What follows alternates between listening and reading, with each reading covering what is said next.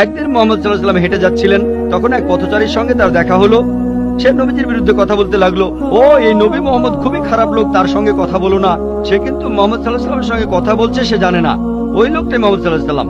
সে নবীজির কাছে বলল, পথে হাঁটতে হাঁটতে নবী মোহাম্মদ খুবই খারাপ লোক, তার কথা শুনো না, তার কথা শুনলে বিপর্যয় হয়ে যাবে, সবার জন্য খারাপ হবে। লোকটা নবীজিকে বলল, তবে আপনি খুব ভালো মানুষ, আর আপনাকে সাবধান করছি ওই মোহাম্মদ লোকটার কথা শুনবেন না সাল্লাল্লাহু আলাইহি ওয়াসাল্লাম। সে ভণ্ড, নাউজুবিল্লাহ, সে খুব খারাপ মানুষ, নাউজুবিল্লাহ। এরকম আরো অনেক কথা। তবে নবীজিকে বললো, আপনি খুব ভালো মানুষ, আপনি দয়ালু, আপনি পরোপকারী, আপনার নামটা জানতে পারি? নাম শুনে বলল, কি? আপনি কি বললেন? আমি কি ঠিক শুনছি? আপনার নাম মোহাম্মদ সাল্লাল্লাহু আলাইহি ওয়াসাল্লাম? তখন সে বলল, আশহাদু আল্লা ইলাহা ইল্লাল্লাহ ওয়া আশহাদু আন্না মুহাম্মাদুর রাসূলুল্লাহ।